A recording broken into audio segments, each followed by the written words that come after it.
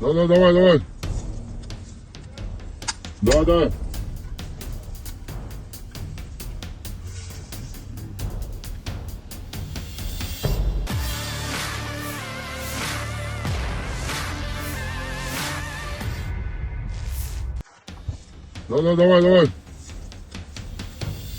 Marinir Rusia memamerkan rekaman memperlihatkan tumpukan mayat tentara Ukraina dan senjatanya yang berserakan. Rekamannya beredar di Telegram pada Rabu 21 Agustus 2024. Dalam keterangan unggahan disebutkan, inilah penampakan tumpukan mayat tentara Ukraina saat marinir Rusia membersihkan wilayah Spalnoye di wilayah perbatasan Kursk.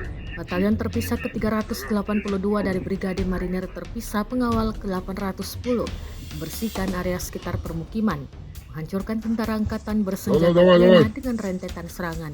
Selanjutnya kami menyita senjata dan peralatan asing, klaim militer Rusia.